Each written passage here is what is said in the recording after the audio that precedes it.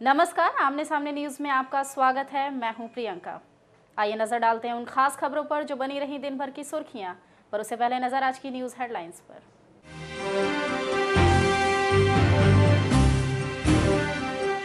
FDI पर नहीं थम रहा सियासी खेल। भंवरी देवी हत्याकांड मामले में आया एक और मोड़। साली ने लगाया जीजा पर अपनी ही बहन की हत्या का आरोप। मिक्का के गाने पर थिरके एसडीएम लखनऊ। और स्वामी चिन्मयानंद पर भी लगा दुराचार का आरोप। अब खबरें विस्तार से। बाबाओं और स्वामियों की एक के बाद एक खुलती पोल में एक कड़ी और जुड़ गई है। नित्यानंद के बाद अब स्वामी चिन्मयानंद की शिष्या ने उन पर दुराचार का आरोप लगाया है, जबकि अपने बचाव में चिन्मयानंद का कहना है कि बीजेपी के बेहद करीब होने की वजह से यूपी चुनाव से पहले उनकी छवि खराब करने की साजिश रची गई है। भारतीय जनता पार्टी के बेहद करीबी रहे स्वामी चिन्मयानंद पर शाहजहांपुर में एक युवती जो कभी उनकी शिष्या रही थी ने बलात्कार का आरोप लगाकर राजनीतिक गलियारे में एक और मुद्दा उछाल दिया है। युवती ने सीधे सीधे स्वामी चिन्मयानंद पर दुराचार का आरोप लगाया है। वहीं स्वामी चिन्मयानंद ने अपने बचाव में कहा है कि यह आरोप राजनीतिक स्वार्थ की वजह से उन पर लगाया गया है। इसको देखते हुए एक राजनीतिक षड्यंत्र है ये, जिससे बीजेपी को नुकसान हो और किसको फायदा होगा ये मैं पक्का तो नहीं कह सकता, लेकिन चिदंपिता ने जनक्रांति पार्टी से टिकट मांगा है। अब इस घटना से अपने आप को एक तरह से बलि देकर मैं ये लड़ाई लड़ रही हूँ और इससे स्वामी जी ने इस प्रकार की राजनीति की होगी तो वो अच्छे से जानते हैं कि इससे कौन सी राजनीतिक महत्वाकांक्षा। लेकिन स्वामी जी हम आपको बता दें कि चोर खुद को कभी चोर नहीं कहता और हकीकत फंसाने में फर्क जनता जानती है। उस सैलरी को देने के लिए मैं इतना बड़ा मुद्दा जिसमें कि मेरा खुद का चरित्र नहीं उठा है, मैं क्या उठाऊँ? मुझे समझ नहीं आ रहा कि ऐसा हास्यास्पद बयान कैसे दे सकते। ब्यूरो रिपोर्ट, आमने सामने न्यूज, शाहजहांपुर। एफडीआई मामला अब तूल पकड़ता चला जा रहा है। जहां एक तरफ केंद्र सरकार एफडीआई को मंजूरी दे चुकी है, वहीं दूसरी तरफ विपक्ष राजनीतिक दांवपेच के तहत संसद भंग कर चुकी है। अभी इसका नुकसान शायद विपक्ष को नजर नहीं आ रहा है। विशेषज्ञों की माने तो केंद्र और विपक्ष की खींचातान के बीच लगभग 22 करोड़ रुपए से अधिक का नुकसान हो चुका है। पेश है हमारे संवाददाताओं की एक रिपोर्ट। सरकार की ये मनमानी नहीं चलेगी, नहीं चलेगी। सरकार की ये मनमानी नहीं चलेगी, नहीं चलेगी। कांग्रेस की एफडीआई की फेंकी हुई गेंद का उत्तर प्रदेश के साथ पूरे देश को बंद का दंश झेलना पड़ा। यूपी सरकार के साथ साथ विपक्ष व शहर की जनता ने भी पूर्ण रूप से मिलकर बंद का सहयोग किया।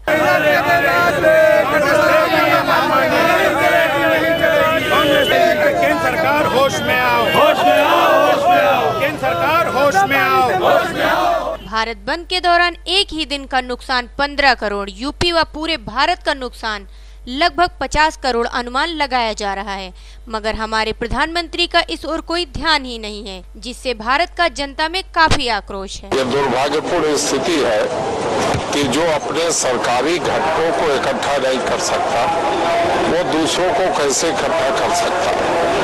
सरकार और विपक्ष के साथ सरकार की कोई तालमेल किसी भी मुद्दे पर रहता नहीं। जो सरकार अपने सहयोगियों से तालमेल नहीं कर सकती वो विपक्षी दलों से तालमेल कैसे रखे। ये भारत सरकार से अपनी आजादी की भीख मांग रहा है देश का व्यापारी। आज भारत को बंद कराया है व्यापार मंडल ने।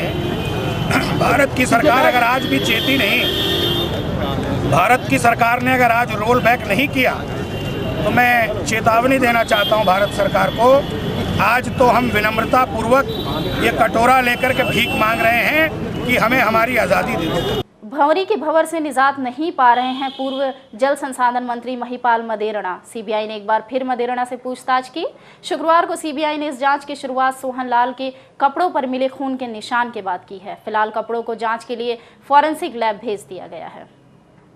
3 महीने पहले राजस्थान से लापता हुई भंवरी देवी का अभी तक कोई सुराग नहीं लगा पाई है सीबीआई। फिलहाल पुलिस के हत्या की पुष्टि करते हुए 3 अभियुक्तों को गिरफ्तार कर लिया गया था। और भंवरी के भंवर में लगातार नाम आ रहा है राजस्थान के पूर्व जल संसाधन मंत्री महिपाल मदेरणा का। सीबीआई नहीं छोड़ रही है पीछा। भंवरी के पति अमरचंद की गवाही के बाद सीबीआई ने सोहनलाल के कपड़े पर मिले खून के निशान के बाद एक बार फिर अपना शिकंजा कस लिया है और अब एक बार फिर चल रही है मदेरणा से पूछताछ। सीबीआई ने हत्या से जुड़े कई पुख्ता सबूत भी एकत्र किए हैं। हो सकता है कि मदेरणा को हिरासत में भी ले लिया जाए। देखना है कि भंवरी के भंवर से मदेरणा निकल पाते हैं या नहीं, या उनको निजात मिलती है या नहीं। ब्यूरो रिपोर्ट, आमने सामने न्यूज, जोधपुर। वक्त हो चला एक छोटे से ब्रेक का। खबरों में आगे देखिए गाजियाबाद के वसुंधरा इलाके की दिल दहला देने वाली घटना, जिसमें सगी साली ने अपने जीजा पर लगाया अपनी ही बहन की हत्या का आरोप। तब तक जुड़े रहिए आमने सामने न्यूज के साथ।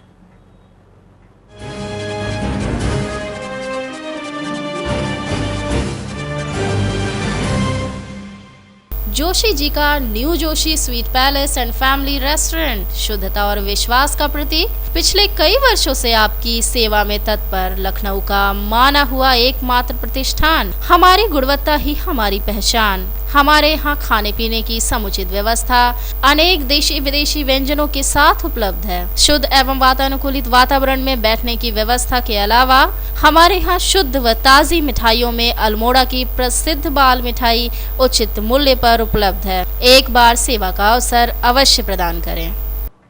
ब्रेक के बाद एक बार फिर आपका स्वागत है। खबर हत्या या आत्महत्या की अनसुलझी गुत्थी है, जो कि गाजियाबाद के वसुंधरा इलाके के आदित्य गार्डन सिटी के फ्लैट में पंखे से लटकी रेणु की लाश के बाद बन गई है पुलिस के लिए चेतावनी। आपको बता दें कि एक और जहां मृतका के शरीर पर चोट के निशान नहीं है, वहीं बहन ने बहनोई पर अपनी ही बहन की हत्या का लगाया है आरोप। पेश है एक रिपोर्ट। हत्या या आत्महत्या, रेणु की बहन ने बहनोई पर लगाया हत्या का आरोप। आखिर क्यों लगा रही है साली अपने ही जीजा पर हत्या का आरोप? आखिर क्या है ये घटना, हत्या या आत्महत्या? खबर उत्तर प्रदेश के गाजियाबाद से है, जहां एक बहन ने अपनी सगी बहन के पति पर लगाया है हत्या का आरोप। आपको बता दें कि यह घटना गाजियाबाद के वसुंधरा इलाके के आदित्य गार्डन सिटी के सेक्टर 6 प्लाट नंबर 20/730 की है, जहां 30 वर्षीय रेणु की लाश पंखे पर टंगी मिली। लाश के मिलने के बाद पूरे अपार्टमेंट में अफरा तफरी का माहौल मच गया। वहीं रेणु की सगी बहन ने अपने बहनोई पर लगाया है हत्या का आरोप।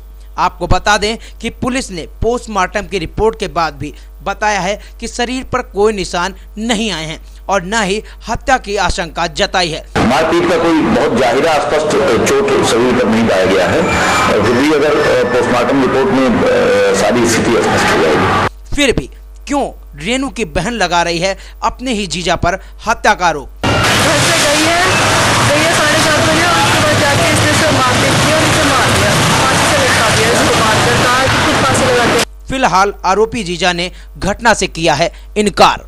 ब्यूरो रिपोर्ट, आमने सामने न्यूज, गाजियाबाद। खबर लखनऊ से है, जहां लखनऊ महोत्सव में शिरकत करने आए पार्श्व गायक मिक्का के गाने पर मंत्रमुग्ध होकर महोत्सव में मौजूद एसडीएम एफआर अब्दुल समद ने लगाए ठुमके पे ठुमके। बात राजधानी में चल रहे महोत्सव की, जहां आए दिन किसी न किसी कलाकार के द्वारा प्रस्तुत किए जाते हैं रंगारंग कार्यक्रम। महोत्सव में शिरकत करने आए गायक मिक्का ने जैसे ही सिंग इज किंग गाया, पब्लिक झूमने लगी। वहीं दूसरी तरफ एसडीएम एफआर अब्दुल समद ने भी मिक्का के गाने पर लगाए जमकर ठुमके और भूल गए कि उनका काम झूमती पब्लिक को शांत कराना है और खुद झूमना नहीं। एसडीएम साहब, अगर खबर देख रहे हो तो ध्यान दें कि आप एक जिम्मेदार व्यक्ति हैं। लोगों को झूमने से रोकने के बजाय अगर आप ही झूमेंगे तो पब्लिक का क्या होगा? ब्यूरो रिपोर्ट, आमने सामने न्यूज, लखनऊ। खबरों का सिलसिला यहीं पर समाप्त होता है। अगले सप्ताह आपसे फिर मुलाकात होगी। तब तक मुझे और मेरी टीम को दीजिए इजाजत। नमस्कार।